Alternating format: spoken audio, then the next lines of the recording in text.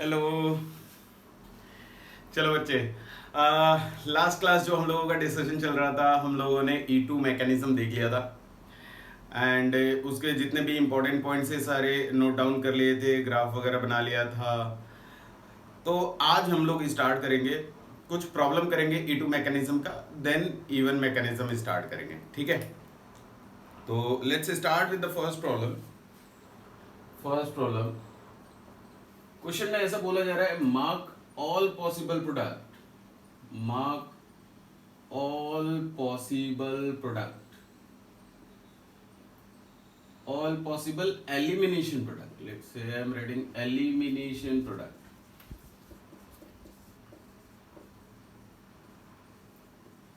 in the given reaction, in the given reaction, ठीक है। और रिएक्शन कैसा दिया जा रहा है? रिएक्शन कुछ ऐसा दिया हुआ है, let's say I have two bromobutane, rest of the valency is satisfied by hydrogen and react it with alcoholic KOH, तो जैसा हमने डिस्कस करा था कि अगर आप अल्कोहलिक KOH ले आते हो तो E2 मैकेनिज्म होने के it favours for E2 reaction mechanism and 2 degree alkyl halide में E2 mechanism is also favoured. अगर ये क्वेश्चन आपको अटेम्प्ट करना है तो देखो, आप मैकेनिज्म रिकॉल करना, और मैकेनिज्म में एक बहुत आसान सा चीज है बट इंपॉर्टेंट है जब आप प्रॉब्लम सॉल्व कर रहे होगे। तो मैकेनिज्म में हमने देखा था कि जब एलिमिनेशन कराना होता है ना, तो बीटा कार्बन से हाइड्रोजन रिमूव करना है एंड अल्फा कार्बन से हैलोजन रिमूव करना है। अब देखो यहाँ पे डायरेक्टली अटैच ब्रोमीन जिस कार्बन से डायरेक्टली अटैच्ड है वो कार्बन क्या है? अल्फा कार्बन है। उसका adjacent carbon is beta carbon, और यहाँ पे अगर आप ऑब्जर्व करोगे तो we are having 2 beta carbon, beta 1 and beta 2, and यहाँ पे हाइड्रोजन भी है, दोनों ही बीटा कार्बन पे हाइड्रोजन है।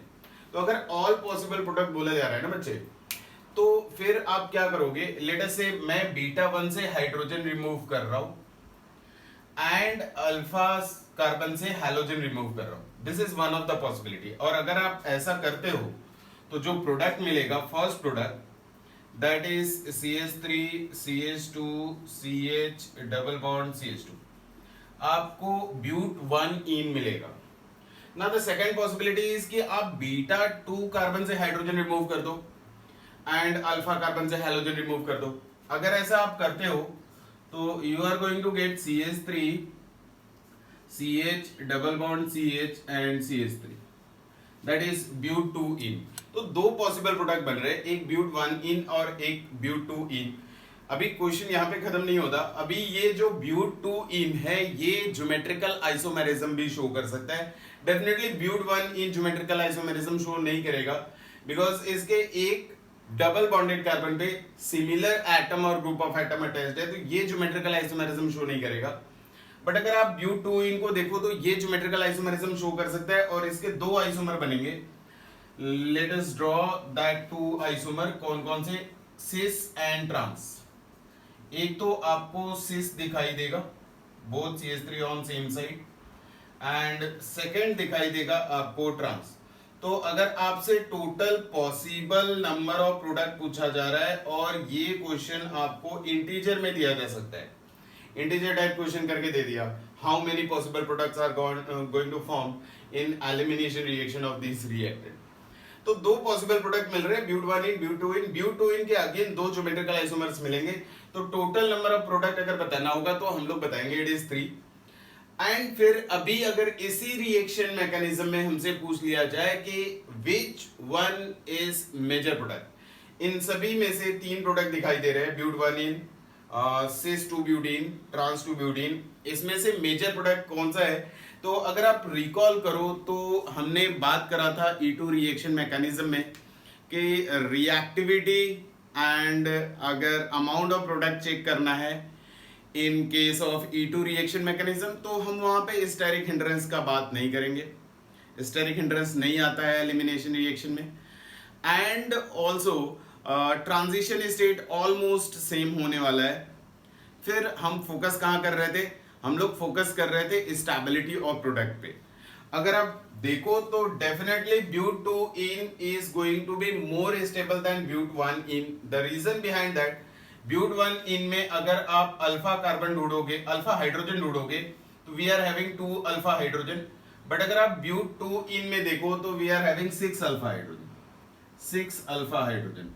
और डबल बॉन्ड एल्कीन के बारे में हमें पता है, हाइपर कॉन्जुगेशन होगा, and if more is the number of alpha hydrogen, more is the extent of hyperconjugation, more is the stability of alkene.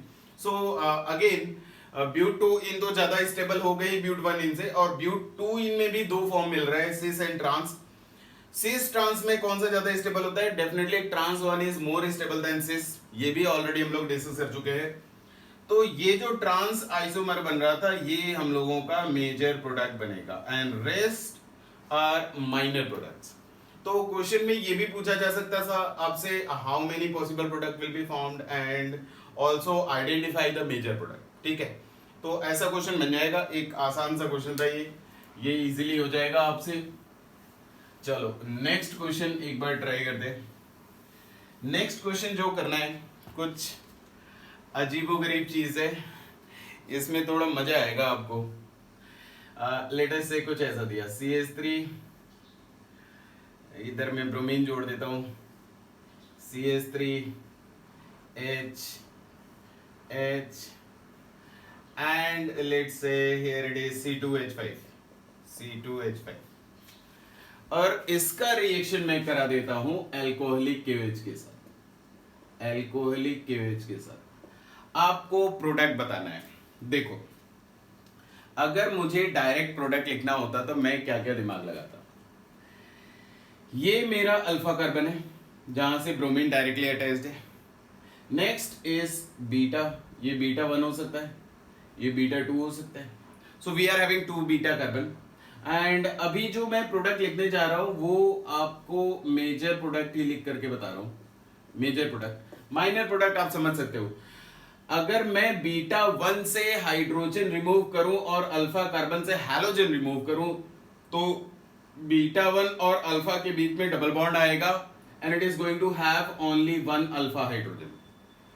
I hope it is clear to you, I hope it is clear to you. आप बना लेना, beta 1 से hydrogen हटाना, alpha से halogen हटाना, beta 1 और alpha के बीच में डबल बॉन्ड क्रिएट करना, और इसका जो नेक्स्ट कार्बन होगा वो डबल बॉन्ड आने के बाद नेक्स्ट कार्बन अल्फा हो जाएगा, और इस कार्बन के पास we are having only 1 alpha hydrogen. But अगर मैं बीटा 2 से हाइड्रोजन रिमूव करूं, बीटा 2 से हाइड्रोजन रिमूव करूं एंड अल्फा से हैलोजन रिमूव करूं, तो बीटा 2 और अल्फा के बीच में डबल बॉन्ड ले आऊंगा, एंड यहाँ पे ये CH3 के 3 हाइड्रोजन, यहाँ पे CH3 के 3 हाइड्रोजन, और यहाँ पे CH2 CH3 लिखेंगे तो CH2 के 2 hydrogen, means there will be total 8 alpha hydrogen. तो डेफिनेटली अगर मैं मेजर प्रोडक्ट लिखना चाहता हूं तो मुझे बीटा 2 से हाइड्रोजन रिमूव करना होगा। अभी प्रॉब्लम वहां नहीं है, प्रॉब्लम यह है कि जब आप यहां से ब्रोमीन हटा रहे हो और यहां से हाइड्रोजन हटा रहे हो, अल्फा और बीटा 2 के बीच में डबल बॉन्ड ले आओगे, तो आप देखो एक बार मैं आपको ड्रॉ करके दिखाता हूं। लेट्स से ये डबल बॉन्ड है, हाइड्रोजन आपने रिमूव कर दिया, और यहां से एक CH3 अटैच्ड है, एक C2H5 अटैच्ड है, एक CH3 अभी और अटैच्ड है इधर, और यहाँ पे हाइड्रोजन अटैच्ड है। ये आपको प्रोडक्ट मिलने वाला है अगर आपने बीटा 2 से रिमूव करा हुआ है तो ना। अभी प्रॉब्लम क्या आएगा बच्चे, अभी प्रॉब्लम ये आएगा कि ये जो प्रोडक्ट आप बना रहे हो, यहाँ पे CH3 क्या है अपोजिट डायरेक्शन में, that is trans, unsymmetrical trans है बट इट इज ट्रांस। तो क्या इस मैकेनिज्म में ट्रांस प्रोडक्ट ही मिलेगा, या फिर ये भी पॉसिबिलिटी थी कि यहाँ पे CH3 मिल जाए और यहाँ पे हाइड्रोजन मिल जाए, सिस भी मिल जाए।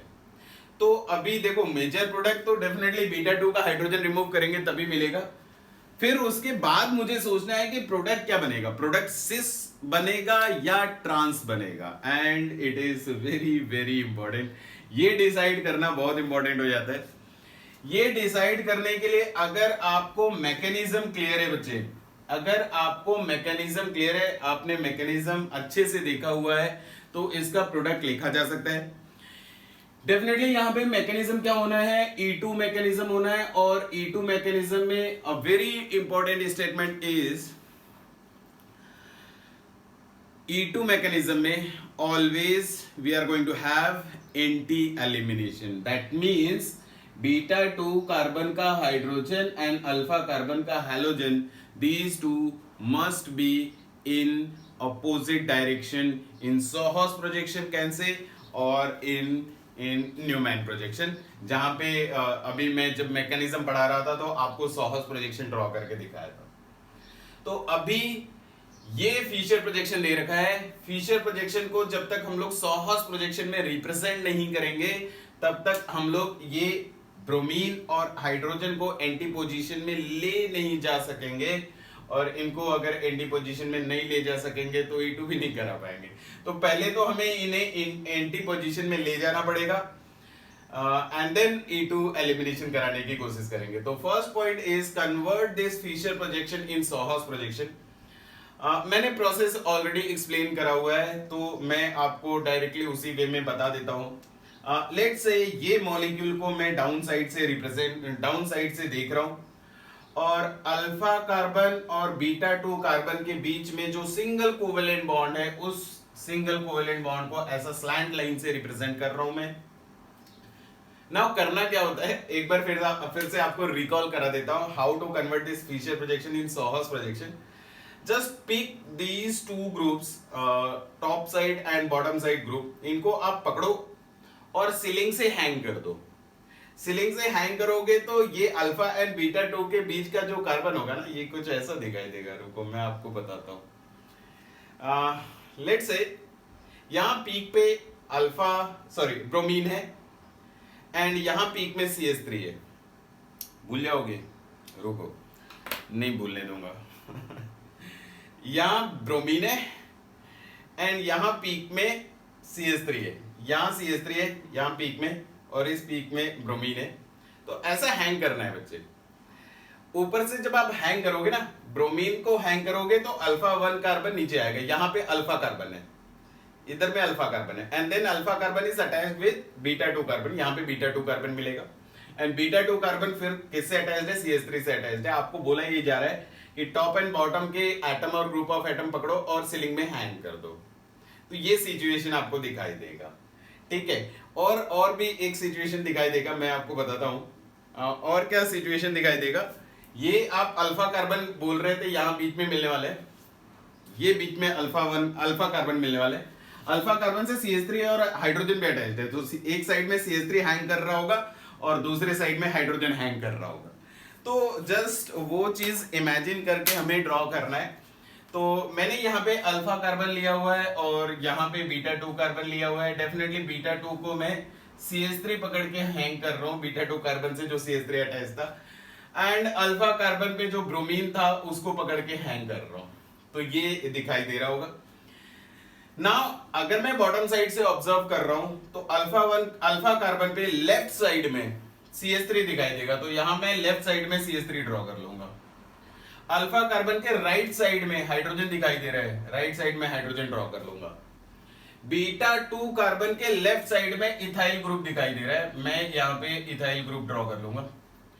एंड राइट साइड में हाइड्रोजन दिखाई दे रहा है, वो मैं हाइड्रोजन ड्रॉ कर लूंगा।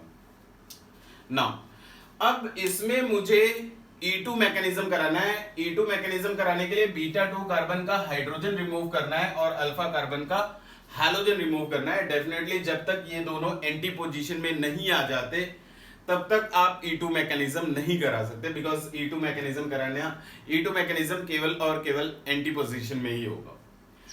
अब देखो अल्फा और बीटा 2 कार्बन के बीच में सिंगल कोवेलेंट बॉन्ड दिख रहा था। इस सिंगल कोवेलेंट बॉन्ड के about free rotation is possible, around single covalent bond free rotation is possible. तो मैं क्या बोल रहा हूं, आप अल्फा कार्बन को होल्ड करो एंड बीटा 2 कार्बन को रोटेट करना स्टार्ट करो। इसको मैं रोटेट कर रहा हूं।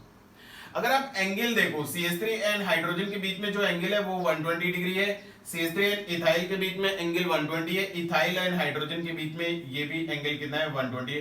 120 360 का एंगल बन रहा था ना। आपको एंटी पोजीशन में ले आना है। यहां ब्रोमीन ऊपर के साइड में दिख रहा है तो हाइड्रोजन डाउन साइड में दिखना चाहिए।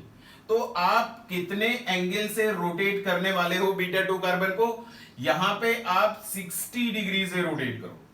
टोटल एंगल ये 120 दिखाई दे रहा था, आप 60 डिग्री से रोटेट करोगे तो हाइड्रोजन डाउन साइड में आ जाएगा, यहां इथाइल ऊपर चला जाएगा और मिथाइल राइट साइड में चला जाएगा। तो let me draw that structure, एक बार ड्रॉ करते हैं फिर देखते हैं। अगेन पहले मैं alpha carbon and beta 2 carbon को ड्रॉ कर लेता हूं। अल्फा कार्बन पे कोई चेंज नहीं बना रहा हूं मैं, यहाँ ब्रोमीन जैसा था वैसा ही है, CH3 लेफ्ट साइड में है, हाइड्रोजन राइट साइड में है, ठीक है। जब मैं बीटा 2 कार्बन को 60 डिग्री से रोटेट कर रहा था तो हाइड्रोजन डाउन साइड में दिखाई देगा, CH3 राइट साइड में दिखाई देगा, CH3 will be on right side and ethyl will be on left side, C2H5। ना अब आप देखो ये हाइड्रोजन एंड ब्रोमीन क्या हो गए, एंटी पोजीशन में आ गए। अब अगर ये एंटी पोजीशन में आ गए तो यहां से ब्रोमीन एंड हाइड्रोजन को मैं रिमूव कर सकता हूं। Let us remove that. जब ये रिमूव करूंगा तो मुझे पता है अल्फा और बीटा 2 कार्बन के बीच में डबल बॉन्ड आ जाएगा। तो यहां पे मैं एक रफ डायग्राम बना रहा हूं, that is not the final product, but ये रफ डायग्राम बनाते हैं। चलो यहां अल्फा और बीटा 2 में मैंने डबल बॉन्ड ले लिया, बीटा 2 पे लेफ्ट साइड में इथाइल है, राइट साइड में मिथाइल है, अल्फा पे लेफ्ट साइड में CH3 है और राइट साइड में हाइड्रोजन है ना। अब एक पॉइंट और, ये रॉन्ग स्ट्रक्चर है, ये करेक्ट नहीं है, बट रफ डायग्राम बनाया हुआ है थोड़ा बेटर अंडरस्टैंडिंग के लिए। ये जो कार्बन आपको दिखाई दे रहा है जो डबल बॉन्डेड कार्बन है, इसका hybridization after formation of double bond will be sp2 and sp2 hybridization में जो शेप मिलता है दैट इज ट्रायगोनल प्लैनर। तो इस कार्बन के अराउंड एक ट्रायगोनल प्लैनर शेप मिलना चाहिए। तो देखो बच्चा हुआ क्या, हुआ यूं, रुको डिफरेंट कलर ले लेते हैं, नहीं तो कंफ्यूजन होने लगेगा। This is CH3 on alpha carbon, hydrogen on alpha carbon right side में, और ऊपर में ब्रोमीन है, ठीक है, ऊपर में ब्रोमीन है, और ये अल्फा कार्बन बीटा कार्बन से फर्दर अटैच्ड है। आप बोल रहे हो मैंने ब्रोमीन हटा लिया, अल्फा और बीटा में डबल बॉन्ड बन गया।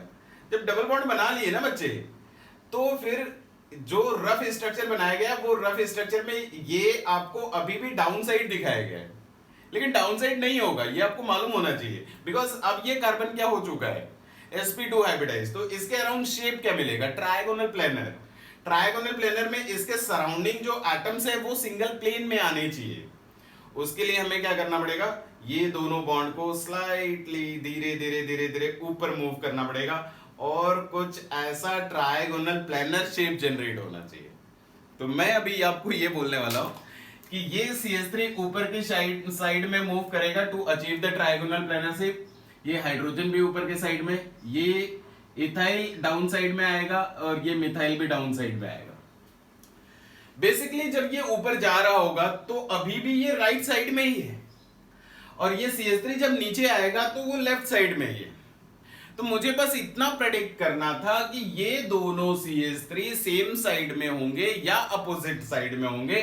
तो डेफिनेटली ये किधर जा रहा है, लेफ्ट साइड में जा रहा है, और ये राइट साइड में जा रहा है। तो जब मैं फाइनल प्रोडक्ट बनाऊंगा ना बच्चे, फाइनल प्रोडक्ट में दोनों CH3 को मैं अपोजिट डायरेक्शन में रिप्रेजेंट करूंगा, दोनों CH3 को मैं अपोजिट डायरेक्शन में रिप्रेजेंट करूंगा, और यही फाइनल प्रोडक्ट होगा।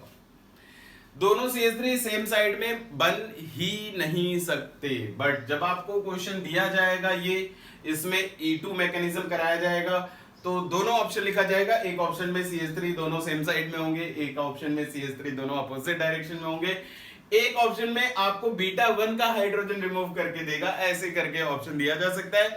देन आपसे मेजर प्रोडक्ट पूछा जाएगा। तो आपको अगर फिशर प्रोजेक्शन ड्रॉ करके दे दिया जाता है एंड देन फिर आपसे फाइनल प्रोडक्ट पूछने के लिए बोल रहे ये लोग, तो आपको ये प्रोसेस से जाना पड़ेगा। आपको फिशर प्रोजेक्शन को पहले सॉहस में बनाना पड़ेगा, then leaving group and hydrogen को एंटी पोजीशन में लाना पड़ेगा, इनको रिमूव करके डबल बॉन्ड ले आओ and then trigonal planar shape generate करने की कोशिश करो। एंड जस्ट ये ऑब्जर्व करो कि कौन कौन से ग्रुप एक दूसरे के सेम साइड में है और कौन कौन से ग्रुप डबल बॉन्ड के अपोजिट साइड में। ये ऑब्जर्व करना पड़ेगा, then only you are going to get the correct answer. उसके बाद भी आपको करेक्ट आंसर ही मिल पाएगा। इसके कुछ शॉर्टकट भी है, बट अभी नहीं बताऊंगा मैं। अभी बता दूंगा तो थोड़ा परेशान करोगे, अभी पूरा समझ में भी नहीं आएगा।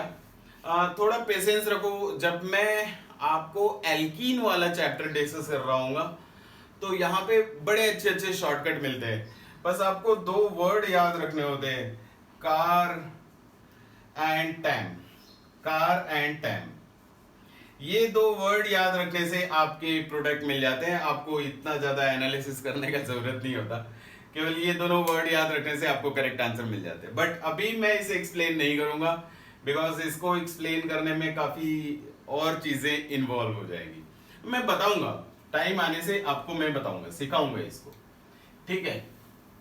तो चलो मूव करते हैं नेक्स्ट प्रॉब्लम की तरफ।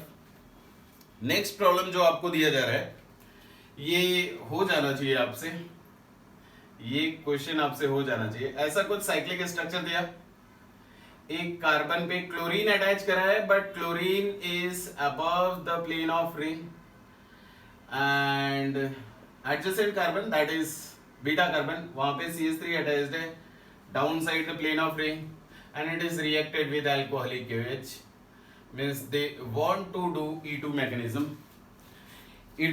कराना चाहते हैं।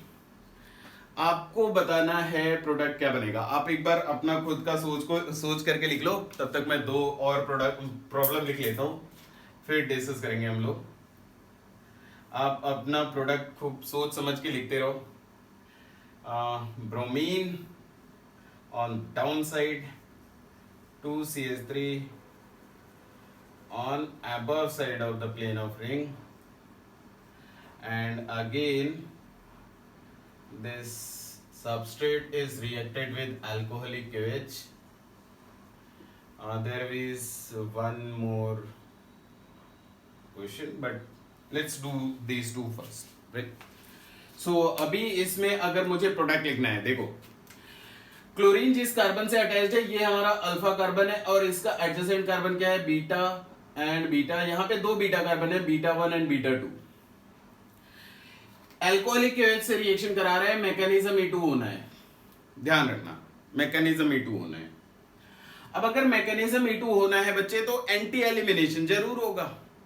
देखो जब भी बॉन्ड को 3D में रिप्रेजेंट कर दिया, फिर आपको स्टीरियो केमिस्ट्री का पूरा ख्याल रखना पड़ेगा। जैसे मैंने आपको SN1 SN2 को जब क्वेश्चन करा रहा था, तभी भी आपको मैं बोला था कि अगर आपको 3D में बॉन्ड रिप्रेजेंट करके दिखाया जा चुका है, तो फिर आपको stereo chemical bond inversion and retention का ख्याल रखना पड़ेगा। वैसे ही अगर मैं E2 मैकेनिज्म पढ़ रहा हूं और बॉन्ड को स्पेस में रिप्रेजेंट कर रखा है, तो definitely stereo chemistry that is anti elimination को आपको ध्यान में रखना पड़ेगा, अदरवाइज आपका आंसर रॉन्ग हो जाएगा। देखो हमारा काम क्या होता है, हम अल्फा कार्बन से हैलोजन को रिमूव करते हैं और बीटा कार्बन से हाइड्रोजन को रिमूव करते हैं। बीटा 1 पे हाइड्रोजन है, बिकॉज एक वैलेंसी CH3 से सेटिस्फाई हो रहा है, एक हाइड्रोजन रहेगा। बीटा 2 पे भी हाइड्रोजन है, बीटा 2 पे 2 हाइड्रोजन है इनफैक्ट, राइट। मैं पहले आपको लिख करके दिखा देता हूं। लेट अस से पहले मैंने बीटा 1 से हाइड्रोजन रिमूव कर दिया, जो ऑप्शन में डेफिनेटली लिख करके देगा। आप अल्फा से हैलोजन रिमूव करो, बीटा 1 से हाइड्रोजन रिमूव करो, definitely hydrogen is going to be on shaded line above the plane of ring. अगर ये हाइड्रोजन हैलोजन रिमूव करते हो तो यहाँ पे अल्फा एंड बीटा 1 में डबल बॉन्ड आ जाएगा, और CH3 तो अटैच है ही। This is one of the product. अब आप डिसाइड करोगे करेक्ट है या इनकरेक्ट। अगर मैं बीटा 2 से हाइड्रोजन रिमूव करता हूं और हैलोजन रिमूव करता हूं फ्रॉम अल्फा कार्बन, तो जो प्रोडक्ट दिखाई देगा बच्चे, वो अल्फा और बीटा 2 में डबल बॉन्ड दिखाई देगा, प्रोडक्ट यही बनेगा ना। अब अगर आप देखो based on stability of product, तो फर्स्ट वाला जो प्रोडक्ट बन रहा है, इसमें टोटल 1 2 3 4 एंड 3 7 अल्फा हाइड्रोजन है, 7 अल्फा हाइड्रोजन है ऑफ डबल बॉन्ड। बट अगर आप सेकंड वाले में देखो 1 2 एंड 3 ओनली 3 अल्फा हाइड्रोजन, तो अगर मैं स्टेबिलिटी बोलूं तो डेफिनेटली फर्स्ट वाले का स्टेबिलिटी ज्यादा है। तो कई बार दिमाग में आता है कि फर्स्ट वन क्या हो जाना चाहिए, मेजर प्रोडक्ट हो जाना चाहिए, सेकेंड वन क्या हो जाना चाहिए, माइनर प्रोडक्ट हो जाना चाहिए। बट ये टोटली रॉन्ग है, ये पूरी तरीके से गलत है, ये बनेगा ही नहीं। जो फर्स्ट प्रोडक्ट दिखाया गया था ये बनेगा ही नहीं, और प्रोडक्ट केवल और केवल यही बनेगा। रीजन, आप E2 मैकेनिज्म करा रहे हो, आपको एंटी एलिमिनेशन कराना है। एंटी एलिमिनेशन कराने का मतलब हैलोजन एंड बीटा कार्बन का hydrogen must be in opposite direction. अब हैलोजन देखो, ये साइक्लिक रिंग दिखा है, cyclic ring is almost planar, तो साइक्लोहेक्सेन क्या है, बोर्ड के प्लेन में है। क्लोरीन को शेडेड लाइन पे दिखाया है, chlorine is above side the plane of ring. अगर क्लोरीन अबव साइड है बच्चे, तो हाइड्रोजन कहां होना चाहिए? अगर आपको एंटी पोजीशन चाहिए तो अपोजिट डायरेक्शन में होना चाहिए हाइड्रोजन, मतलब हाइड्रोजन डाउन साइड में होना चाहिए था। बट ये हाइड्रोजन कहां पे दिखाया? ये हाइड्रोजन शेडेड पे दिखाया, above the plane of ring, दोनों सेम डायरेक्शन में आ गए, ये यहां पे एंटी एलिमिनेशन नहीं होगा। अगर आप बीटा 2 को देखो तो बीटा 2 पे 2 हाइड्रोजन है, definitely out of these 2 hydrogen, एक हाइड्रोजन प्लेन के डाउन साइड में होगा और एक हाइड्रोजन अबव साइड में होगा। इसमें से जो हाइड्रोजन डाउन साइड में होगा, that hydrogen will be captured by base and then halogen leave करेगा और प्रोडक्ट यही बनेगा। ये तो बनना ही नहीं था, फर्स्ट वाला प्रोडक्ट तो बनना ही नहीं था। क्यों? क्योंकि इसमें एंटी एलिमिनेशन हो ही नहीं रहा था। तो इस चीज का ख्याल रखेंगे आप कि जब भी बॉन्ड को स्पेस में रिप्रेजेंट करना है तो आप एंटी एलिमिनेशन स्टीरियोकेमिस्ट्री का ध्यान रखोगे। नाउ द नेक्स्ट क्वेश्चन अगर आप देखो तो यहां पे जो अल्फा कार्बन है जहां पे ब्रोमीन अटैच्ड है, bromine is on the down side of the ring. तो जो बीटा कार्बन है, बीटा 1 एंड बीटा 2, अगर आपको एलिमिनेशन रिएक्शन कराना है, E2 मैकेनिज्म कराना है, तो बीटा कार्बन पे हाइड्रोजन अबव साइड में चाहिए, तभी एंटी एलिमिनेशन करा सकते हैं। यहां पे भी अल्कोहलिक केवेज लिया था, मैकेनिज्म आपको E2 कराना था, बट अबव साइड में we are not having any hydrogen, hydrogen है ही नहीं। तो अगर हाइड्रोजन है ही नहीं बच्चे, तो E2 मैकेनिज्म यहां पे होगा भी नहीं, ये ध्यान रखना। यहां पे E2 मैकेनिज्म नहीं हो सकता। तो with respect to E2 mechanism मैं यहां पे नो रिएक्शन लिख रहा हूं, रिएक्शन नहीं होगा, E2 रिएक्शन नहीं होगा। E2 रिएक्शन ना होने का reason, bromine is on down side. अगर ब्रोमीन डाउन साइड है, एंटी एलिमिनेशन कराना चाहते हो, E2 मैकेनिज्म कराना चाहते हो, तो बीटा कार्बन पे हाइड्रोजन अबव साइड में होना चाहिए था, लेकिन नहीं है, क्योंकि दोनों बीटा पे CH3 अबव साइड में, हाइड्रोजन दोनों कहां होगा? डाउन साइड में। ठीक है, तो चलो नेक्स्ट क्वेश्चन करते हैं। नेक्स्ट क्वेश्चन इज, थोड़ा सा स्लाइड चेंज आएगा, ये तो बन जाना चाहिए आपसे, इसमें प्रॉब्लम नहीं आना चाहिए। कुछ ऐसा प्रॉब्लम दिया जा रहा है, CH3 and then next beta carbon, shaded bond and CH3, and again it is reacted with alcoholic KOH, means they want to do E2 mechanism। ठीक है, यहां पे अगर मुझे प्रोडक्ट लिखना है, ये हमारा अल्फा कार्बन है, next carbon is beta 1 and एक और बीटा कार्बन है हमारे पास, बीटा 1 एंड बीटा 2। अगर आप E2 मैकेनिज्म कराना चाहते हो, एंटी एलिमिनेशन कराना पड़ेगा। अल्फा कार्बन पे ब्रोमीन डाउन साइड है, तो बीटा कार्बन पे हाइड्रोजन अबव साइड में होना चाहिए, और ऐसे केस में हाइड्रोजन बीटा 1 से रिमूव होगा, ना कि बीटा 2 से। ये ध्यान रखना, बिकॉज अगर ब्रोमीन डाउन साइड में तो हाइड्रोजन मुझे अबव साइड में चाहिए था, बीटा 1 का हाइड्रोजन अबव साइड में होगा, बीटा 2 का हाइड्रोजन डाउन साइड में होगा, तो डाउन साइड एलिमिनेशन नहीं होना था। तो जो प्रोडक्ट मिल जाएगा बच्चे, वहां पे बीटा 1 एंड अल्फा में डबल बॉन्ड दिख जाएगा, ये CH3। अभी ये कार्बन क्या हो गया? sp2 हाइब्रिडाइज्ड हो गया। तो जब तक sp3 हाइब्रिडाइज था, तब तक मैं इसे डॉटेड पे दिखा रहा था, मतलब आउट ऑफ द प्लेन दिखा रहा था। बट जैसे ही ये कार्बन sp2 हाइब्रिडाइज्ड हो जाएगा, अब ये CH3 को भी मैं बोर्ड के प्लेन में दिखाऊंगा, बिकॉज sp2 हाइब्रिडाइजेशन में शेप ट्रायगोनल प्लेनर होता है। ये CH3 को अभी भी अफेक्ट नहीं होगा, क्यों? क्योंकि ये अभी भी down side, sorry above side में दिख रहा होगा, इस कार्बन पे कोई रिएक्शन नहीं हुआ।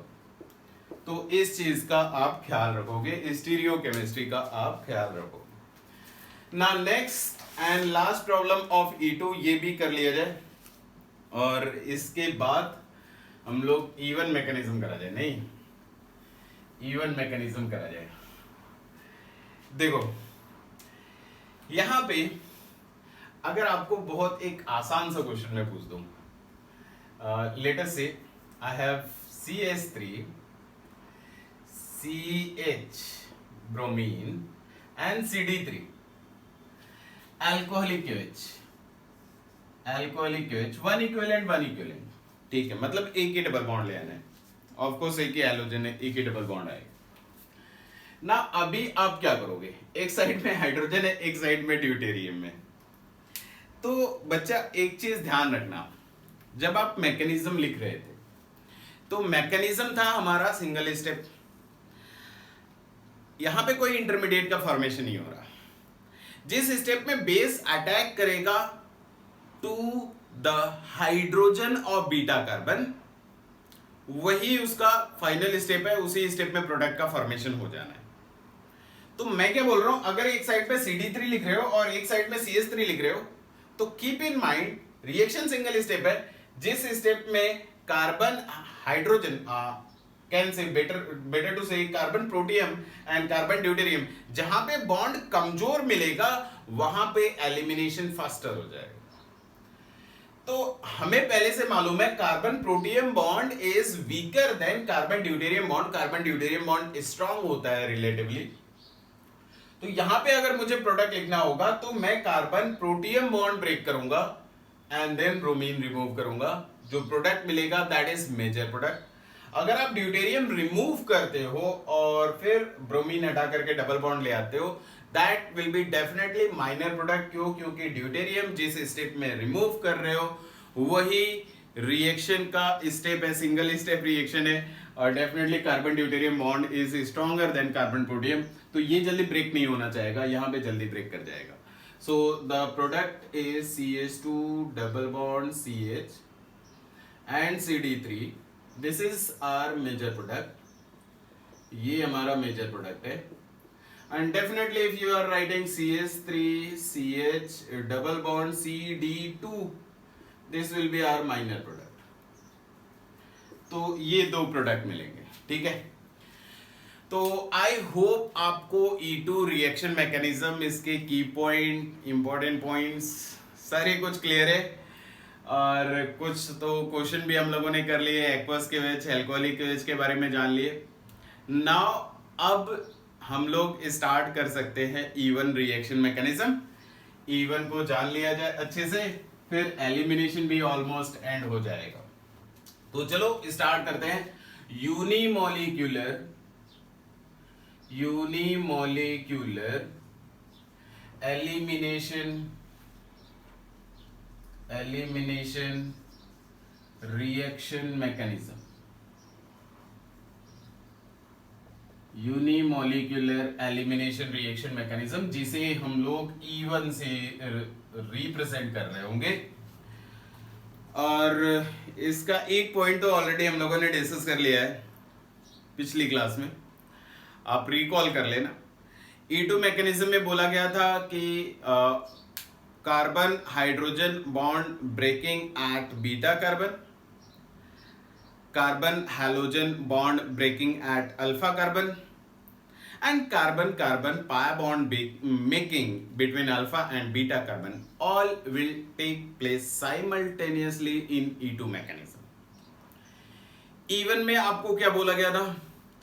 Carbon halogen bond breaking at alpha carbon will take place first, and then in second step carbon hydrogen bond breaking at beta carbon and carbon carbon pi bond making between alpha and beta will take place simultaneously. That was our even mechanism. उसी possibility को हम लोग even mechanism बोल रहे थे. So एक बार मैं लिख देता हूँ important points करके. Important points. It is two-step reaction mechanism. Two-step reaction mechanism. Step one, carbon halogen bond breaking. Carbon halogen bond breaking takes place, and intermediate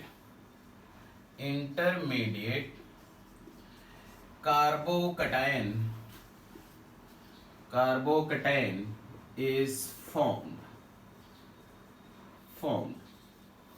If less stable carbocation is formed,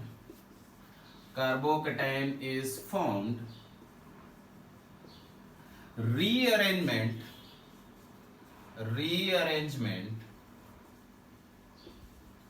may take place. तो इसके बारे में भी बात हो चुकी है हमारी. जैसा SN1 में बात कर रहे थे, SN1 रिएक्शन मैकेनिज्म में, वहां पे भी कार्बन हैलोजन बॉन्ड पहले ब्रेक करता था. और कार्बन हैलोजन बॉन्ड अगर ब्रेक कर रहे हैं बच्चे तो डेफिनेटली हैलोजन के पास नेगेटिव आएगा, कार्बन पे पॉजिटिव आएगा. तो इंटरमीडिएट हमारा कार्बोकेटाइन का फॉर्मेशन हो जाएगा. एंड आपको पहले भी कई बार बात करा जा चुका है कि if intermediate is carbocation, then अगर वो carbocation initially less stable form हो रहा है तो उसमें रीअरेंजमेंट हो सकता है. Be very careful. जहां पे भी आपके पास कार्बोकेटाइन इंटरमीडिएट बना, रीअरेंजमेंट होने के पूरे चांस रहेंगे, वो आप देख लेना. ठीक है. तो चलो आपको मैं एक बार रिएक्शन मैकेनिज्म रिप्रेजेंट करके दिखाता हूं. फिर उसके बाद कुछ और इंपॉर्टेंट पॉइंट डिस्कस करेंगे. लेट अस से आई हैव द सबस्ट्रेट जहां पे इथाइल ग्रुप अटैच्ड है. और ऐसा सबस्ट्रेट क्यों लिया जा रहा है मैं अभी आपको बात करूंगा. इथाइल एंड यहाँ पे हैलोजन लिया हुआ है. स्टेप 1 मैकेनिज्म अगर मैं लिखूं तो अभी हम लोग बात कर रहे थे कि in step 1 carbon halogen bond breaking will take place. तो कार्बन हैलोजन बॉन्ड ब्रेक कर जाएगा.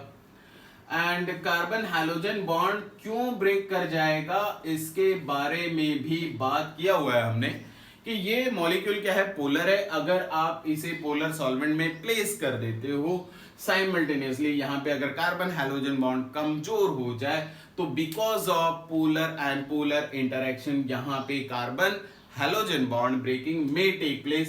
कार्बन पे पॉजिटिव चार्ज आएगा, halogen will be the leaving group जहां पे X माइनस बन रहा होगा. और ये जो कार्बोकेटाइन बन रहा है यही हमारा इंटरमीडिएट है. This is what intermediate. Now next in second step 2 में क्या होगा बच्चे, इसी को थोड़ा सा मैं एक्सपैंड करके लिख रहा हूं. इथाइल ग्रुप को मैं CH2 CH3 लिख रहा हूं. यहाँ पे अभी इथाइल ही रिप्रेजेंट कर देता हूं. इथाइल कार्बोकेटाइन बना हुआ था, हाइड्रोजन भी एक्सपैंड करके दिखा रहा हूं. And then let us say next step we are having a base. कोई एक इलेक्ट्रॉन रिच स्पीसी ले लेना which is going to act as base. और ये बेस अभी जाएगा और बीटा कार्बन के हाइड्रोजन को कैप्चर करेगा. हाइड्रोजन एक ही बॉन्ड बना सकता है. डेफिनेटली कार्बन का इलेक्ट्रोनेगेटिविटी हाइड्रोजन से ज्यादा है तो यहां से H+ रिलीज हो रहा होगा. ये H+ रिलीज होगा, कार्बन पे क्या आ जाएगा, नेगेटिव चार्ज. कार्बन का नेगेटिव, ये बीटा कार्बन का नेगेटिव चार्ज, अल्फा कार्बन का पॉजिटिव चार्ज, ये आपस में कंबाइन होकर के पाई बॉन्ड का फॉर्मेशन करेंगे. तो ये दोनों स्टेप क्या होने हैं, एक साथ होने हैं. Carbon hydrogen bond breaking at beta carbon and carbon pi bond making between alpha and beta will take place simultaneously. तो ये ही बॉन्ड पेयर इलेक्ट्रॉन को मैं शिफ्ट करता हुआ दिखा दूंगा कि पाई बॉन्ड का फॉर्मेशन हो रहा है. तो यहाँ पे जो प्रोडक्ट दिखाई देगा, अल्फा कार्बन पे 2 इथाइल ग्रुप जुड़े हुए थे, अल्फा एंड बीटा में डबल बॉन्ड दिख जाएगा हमको. and then एक CH3 attached है plus BH will be the byproduct. ये मैकेनिज्म हो रहा होगा E1 में. 2 स्टेप का मैकेनिज्म है ना. अब यहां पे अगर मुझको डिसाइड करना है which step will be slower and which step will be fast. अगर ये डिसाइड करना है बच्चे तो आप पहले सेकंड स्टेप को देख लो. सेकंड स्टेप में डेफिनेटली आयंस इन्वॉल्व हैं. आयंस इन्वॉल्व हैं. एक चीज केमिकल काइनेटिक्स में ही मैंने बोल दिया था, all ionic reactions are very fast. जितने भी आयनिक रिएक्शन होते हैं वो बहुत ही फास्ट होते हैं. और वैसे भी आप फर्स्ट स्टेप को देखो, यहां पे सिग्मा बॉन्ड ब्रेक करना था, वो भी कोई एक्स्ट्रा रिएजेंट नहीं है बॉन्ड पुल करने के लिए. ये क्यों ब्रेक कर रहा है? Because of effect of solvent. तो ये प्रोसेस क्या हो जाता है? स्लो हो जाता है. डेफिनेटली यहाँ पे first step is what? Slow and second step is going to be fast. एक और स्टेटमेंट बता देता हूं. सेकेंड स्टेप अगर आप ऑब्जर्व करो तो एसिड बेस रिएक्शन हो रहा है. All acid base reactions are also fast. तो सेकेंड स्टेप फास्ट होना था, फर्स्ट स्टेप स्लो होना था. जो स्टेप स्लो होता है उसी को हम लोग क्या नाम देते हैं? Rate determining step, RDS. Rate determining step. तो हमारा फर्स्ट स्टेप क्या हो जाएगा? RDS हो जाएगा, रेट डिटरमाइनिंग स्टेप हो जाएगा. एंड अगर मुझे इस ओवरऑल रिएक्शन मैकेनिज्म के लिए रेट लॉ लिखना है तो रेट लॉ हमेशा और हमेशा हम लोग रेट डिटरमाइनिंग स्टेप से ही लिखते हैं. तो rate of reaction, rate of overall reaction will be equal to rate constant into concentration of reactant in RDS step. यहां पे रिएक्टेंट कौन है? अल्काइल हैलाइड है. इसे मैं RX से रिप्रेजेंट कर देता हूं. अगर ये रेट लॉ देख करके मुझे ऑर्डर डिसाइड करना है तो order of reaction mechanism will be 1. And of course अगर मल्टी स्टेप रिएक्शन मैकेनिज्म है तो ओवरऑल रिएक्शन का molecularity is equal to molecularity of RDS step. ये भी केमिकल काइनेटिक्स में डिस्कस करा हुआ है. तो यहां पे जो मॉलिक्यूलरिटी मिलेगा हमें, molecularity of RDS step is what? It is also 1. तो आई होप नाम क्लियर होगा. नाम क्या बोल रहे थे हम लोग? Unimolecular. Unimolecular. Why unimolecular? Molecularity is 1. Unimolecular elimination reaction. Overall अगर आप देखो तो एलिमिनेशन रिएक्शन हो रहा है और ये एक यूनिमोलिक्यूलर रिएक्शन है. ठीक है ना. इसके कुछ इंपॉर्टेंट पॉइंट्स आगे फर्दर और बात होगा. क्या पॉइंट पे बात होगा कि हमारे पास बेस कैसा होना चाहिए, अल्काइल हैलाइड कैसा होना चाहिए, इसका ग्राफ कैसा बनना चाहिए, एंड अगर 2-4 सबस्ट्रेट दे दिए जाए तो रिएक्टिविटी कैसे चेक करेंगे हम लोग. ये सारी चीजें अभी डिस्कस होनी बाकी हैं इन E1 mechanism. And probably next class में हम लोग E1 मैकेनिज्म एंड कर देंगे. देन उसके बाद E1C भी एलिमिनेशन खत्म हो जाएगा. तो प्रोबब्ली नेक्स्ट क्लास में आपका elimination reaction, aliphatic elimination reaction खत्म हो जाएंगे. Then we are going to start some problem. We are going to do some problem of mixup, elimination substitution mixup problem हम लोग करेंगे. ठीक है. तो चलो आज के लिए इतना ही. मिलते हैं नेक्स्ट क्लास में. Bye bye.